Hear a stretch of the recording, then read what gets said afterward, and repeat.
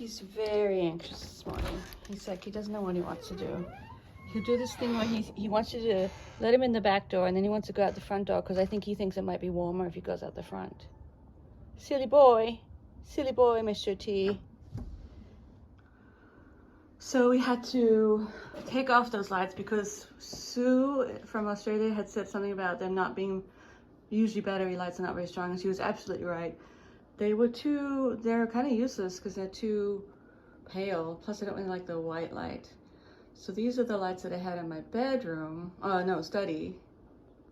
And of course they're too short, you know, we used to have the star lights, but until we have electricity, which I'm not sure when that's gonna happen, we're just gonna go with these, which look a little silly right now, but at night when it's dark, they look fine.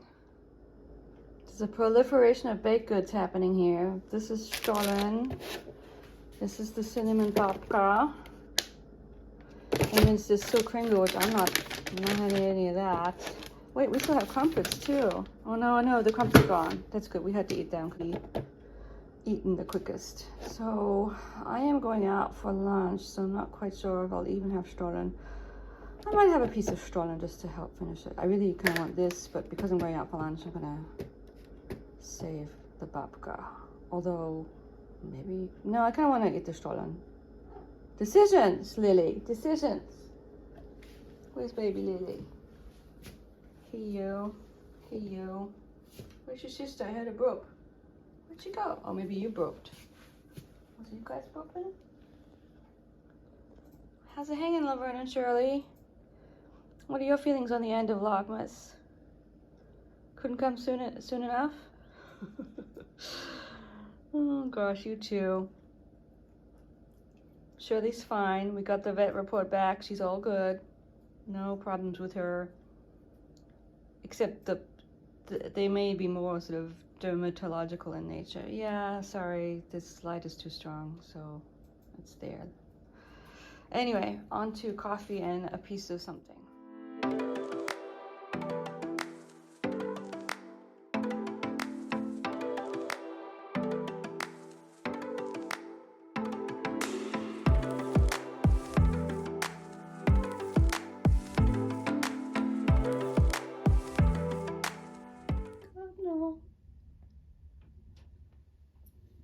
Cardinal.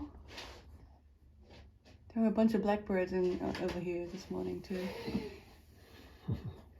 He's just hanging out. Getting on my vlog. Pretty. Eating the berries. Yeah. I think those are just... What kind? I think they're the ones that we don't like. Yeah. I forget what they're called right now.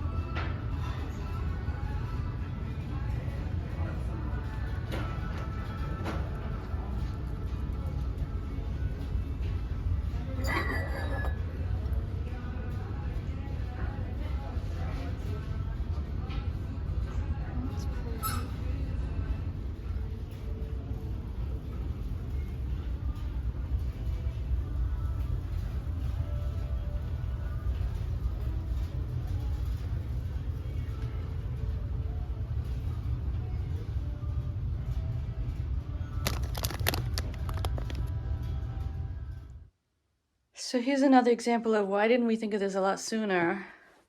So Bill had this extra big monitor, and I finally kind of figured out one of the things that would help me with my work and everything is to have a bigger monitor and to not always be doing everything, all the reading I need to do on this little one here, even though it's not the tiniest one.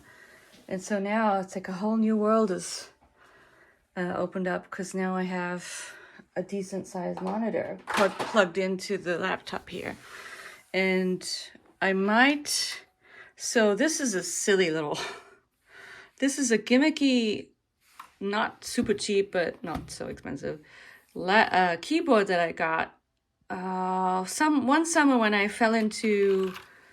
There was a whole kind of time when people liked clickety-click, pseudo old-fashioned keyboards that still light up, and sort of lit keyboards, pretty keyboards.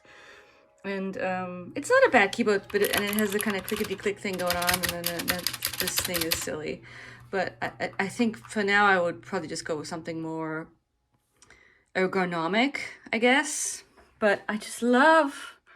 I'm sitting here reading articles, and it's like, it's not painfully tiny, and the pictures look so much nicer because they're so big, and I'm so happy. This is like the best Christmas present for Kathy, so that she can read more easily on the computer. So, yay! It is, of course, the emphasis on a priori knowledge, that is to say, the inner intellectual resources of the self.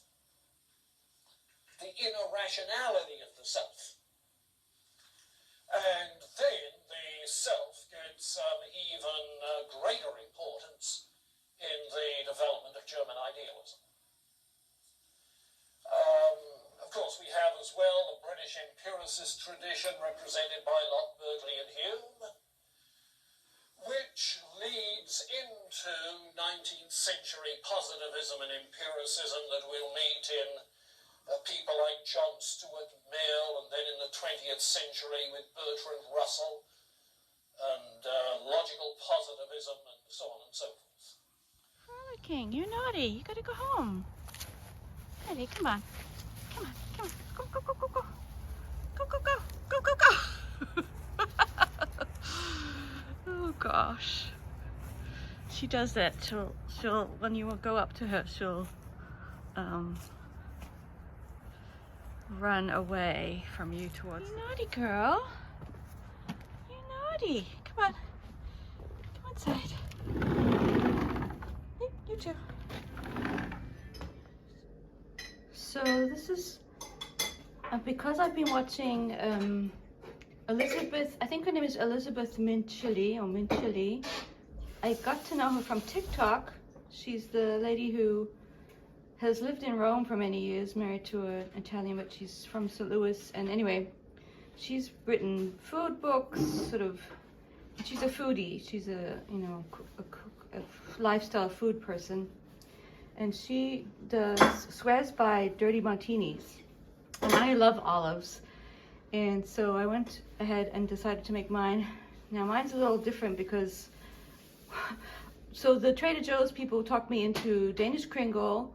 But then they also, I was looking at the vermouth, but then the man came over and said, you might want to try sweet vermouth. So I have made myself a dirty martini with sweet vermouth, which is not typical. It calls for dry vermouth. But I did find some recipes with sweet vermouth, and to be honest, it tastes delicious. It's sort of less dry because of the sweet vermouth, but it still has the salty olive aspect and a bit of the brine, which is why it's a dirty martini. And I have my olives in here now. I have a very big glass here, so this is my new thing. And just like Elizabeth, I might be switching to this from wine. We'll see.